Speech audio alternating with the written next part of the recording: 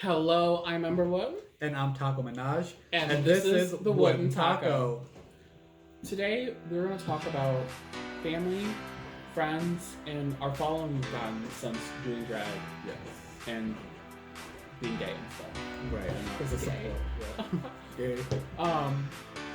So for me, my family at first was a little iffy with the whole gay thing. Mm-hmm. I was a flamboyant kid. Same. Like, and I've seen old pictures of me. I'm like, wow, how did y'all not say yeah? But I've been fairly lucky. I have a very redneck family on both sides. Oh, really? Like, I never expected to get the response I did. They were so supportive. I never heard them say anything bad. They might have said it behind my back. Good. I don't want to hear it. Because I don't want to punish them about it. Right. For me, my biggest supporter in my family was my mom. I knew I was never really scared to come out to her because she worked healthcare all her life. So I knew she was around gay people all the time. So I'm like, and it's your mom. She should be the one to support you. So when I did come out to her, she was just like, oh, I know. I'm like, oh, okay. But then when Ember came to be, that was a little different. My mom always said, when she found out about this, she's like, do you want to be a woman? I'm like, no. Y'all got too many issues. Love you. You can keep... It's true, though. Women have it harder. I don't want them issues. So We're gonna get canceled. Too late. We're gonna, with this, the drag stuff, she's just like, if you want to be a woman, be a woman.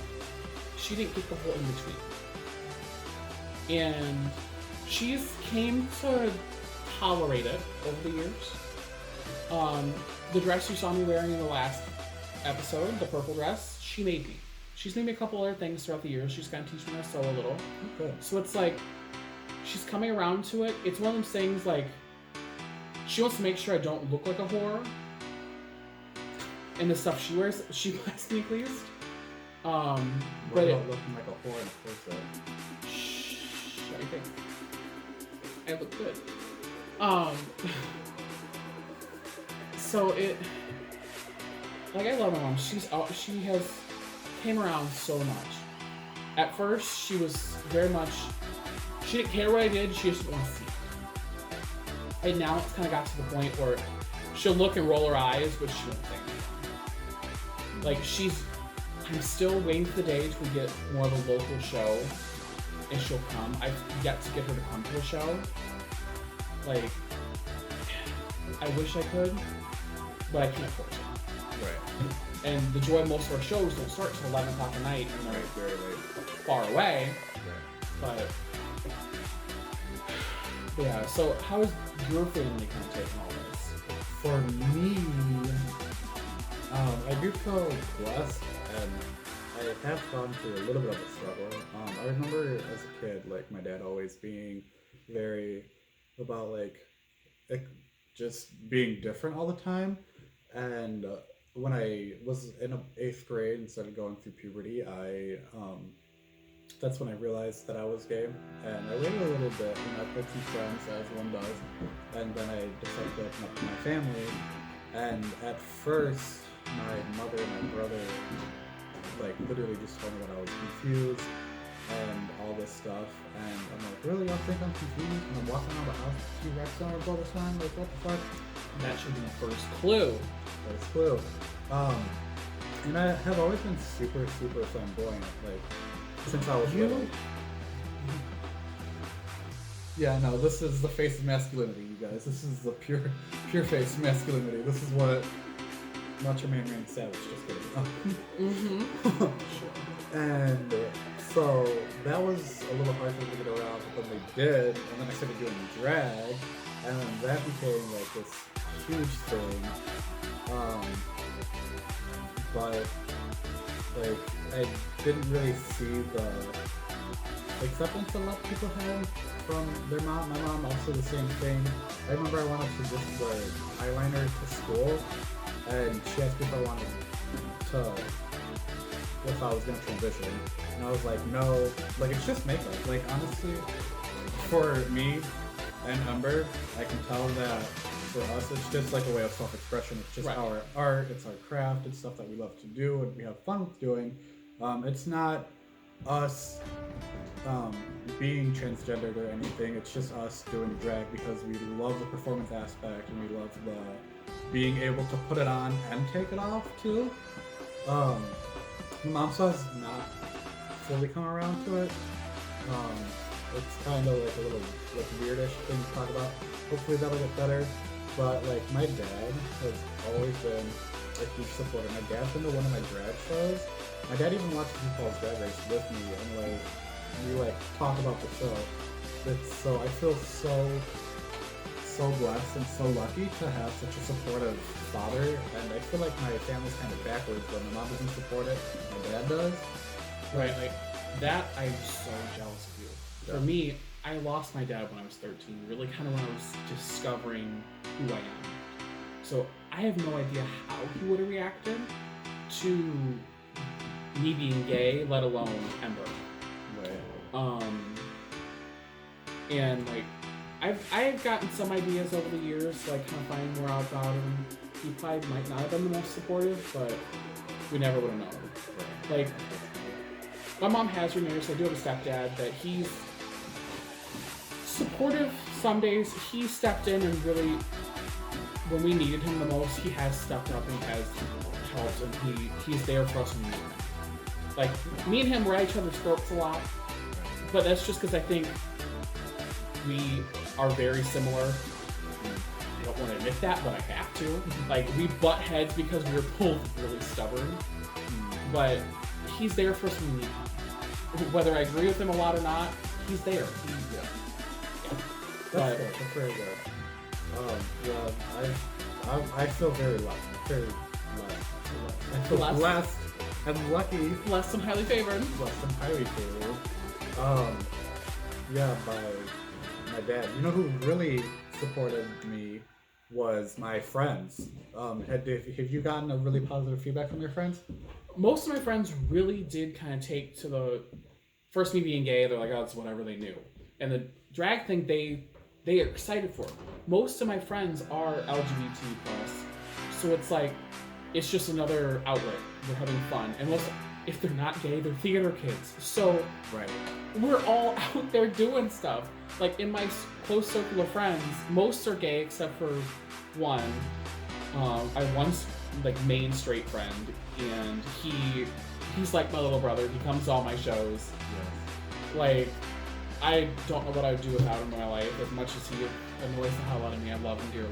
Yeah, he supports us both a lot. We love him. Like, so, and also for me, like, the relationships I've had because of drag have been decent. Like, when I first started doing this, I had a boyfriend that didn't like it, so I kind of put it away. Like, I started a little bit, then got a boyfriend, he didn't like it, so I put drag away for a year or so. So when we broke up, I brought it back out, and then Ember kind of came more into fruition. And then I did have, my next boyfriend was someone who I met at a Halloween party, and I was in full drag. And they were what's known as a tea chaser. If you want the full definition, you can Google it. It's a trigger word for a lot of people, so I really don't want to say it. Generally, I can't say it too late. But he did like that side, so he really enjoyed it. And also, he was a tea chaser plus a chubby chaser, so it kind of was. You were just it was a win-win situation yes. for you. That relationship went somewhat south. We were both parties were at fault, but years down the road, another relationship came to be because they really saw my androgynous side and they loved it.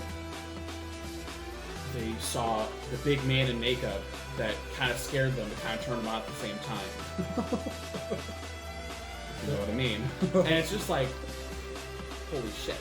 Like, their sexual awakening was queer characters in the drag side. So it's just like, they didn't think that existed around here. And it was a very nice change of pace for a minute. I wish we could have worked things out, but I digress. Well, it's not it'll be a story for another day. Right, for sure. With their permission, I'll tell the story.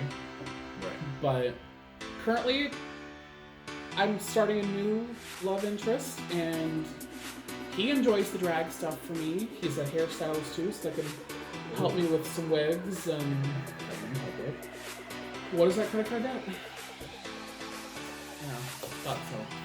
It's beautiful. That's what it is. I do what I can do. So it's like, it is what it is. We're gonna see where the road takes us. How about you? How has your friends or relationships kind of taken the drag and the gay scene? Well, my friend, when I first started doing drag right after high school, I was working at a really small fast food type place, and there were like 30 people-ish employed, and they all seemed to enjoy it. I didn't really get negative feedback. And then I moved to a bigger job where I was working at a fulfillment center, and I was working with like 4,000 plus people constantly, just people just being in and out all the time, and they seem to enjoy it. All the friends that I've made, and I'm like, hey, I also do drag, and they're like, no way, let me see. And then I show them like my Instagram, which you guys can follow both of us at, link in the description, and Yes, I do. yes, sir. And I've had a lot of support. I've even gone to work in drag a few times, mostly around Halloween, and they seem to really love it. My favorite thing about going to work in drag is getting the mixed responses. Where it's either really like they're either here for it, or they're like, what is this? Like, who is this? What is this creature doing? And I really enjoy it. I make new friends in drag. People will come up and like talk to me and be like, oh my god, like, you look beautiful. What's your name? What's your stage name? I love that. I've made so many friends, like, being like at work in drag, mostly around for like Halloween time. I've gone in drag normally. There was this one time in July-ish of some year, the Fulfillment Center had Halloween in July day, which was fun. I was really excited about. I was like, I'm gonna be drag for that, of course. And then Plot twist. the plot twist is that I was the only associate there in a costume. The only other people in costume was like upper management and that. So I looked like I stuck out like a sore thumb because nobody else was dressed up, and I felt really embarrassed. But because of the friends that I had at work, they made me feel better, and they were like, so, like, we all know that it was supposed to be Halloween in July. If they didn't want to dress up, then, they at least still know. And I had a lot of support from that. Have you gone to work in drag on Oh my gosh, Halloween? a couple times. For me, I work retail in a big box chain store, so it's like I work with the public daily. For me, I worked in 2 different locations for this company. My old location, I went pretty much only on Halloween in full drag for 3 years, I went. And I had mixed reviews, as you would expect. I had most of my coworkers were very supportive, wanted to take pictures, they were so excited. I had a couple coworkers that just gave me the side eye. I'm like, whatever, just get away from me. Right. The customers were the best thing. Yeah. Because most of my time there, I worked at the front end, so I am there for you to see. And I had many customers, oh my god, can I take a picture of you? This is awesome. They want to know a stage name, they want to know Instagram, all that stuff, and you can buy it. Did you charge them for a picture? You should have. No, I was being nice. But then in the same sense, I had some that were like, ugh, that's disgusting, what the hell? And that's the reality of it. It's the joy of working retail, you'll get that daily, and working in a small-minded community that's very conservative. Right. So, and it just happens. And for me, in my second location with this company, I've done it once so far. I did it for Christmas Eve because I started this location back in October, but I wasn't there for Halloween. But so I did it for Christmas Eve, and I was the Christmas Karen because I wore a short wig and it was elf outfit. It was fun. But at one point for this company, I had did a charity drive. We did karaoke with the Queen to help to support a children's hospital, and I had so much good stuff. Like we were sitting there singing all day long, doing the money, getting so much money for it, made a couple $100. Ooh. I had this one guy that was very, very mad we were doing it. He was just like, oh, "This is disgusting." This. I'm like, I looked at him, I'm like, "Sir, are you stupid?" And he's like, "What? Are you stupid, sir?" "No." I'm like, "Sir, we are literally doing this to support a children's hospital to help cure cancer in children. Like, I'm just here to help a kid not die." Right. But you're sitting here just being an asshole. Right. For no reason. Like, just to raise your blood pressure. Like, literally. All you're doing is helping our pharmacy sell more drugs. So, thank you. Charity for the children and charity for your own work. Right. So it's like, it is what it is. Like, Right. I've always been very lucky. I've had very supportive coworkers. My management has been amazing. And I've only worked, since I've started drag, I've pretty much only worked for this company. For most of it, for a little bit I did work for a gas station, and remember that, I was in that little small town, and I went to work once, on Halloween, in like a Gene Simmons drag. Okay. And that had very bad reviews. Like, them rednecks were not having it. I'm like, this is literally like, I'm painted like Gene Simmons, a rock band artist. Like, whatever. Some people live for it, some people don't, I guess. It is what it is. Right. But I think that's about it for today. We're gonna wrap it up. Yeah. I am Ember Wood. I am Taco Minaj. And this has been The Wooden Taco. Bye.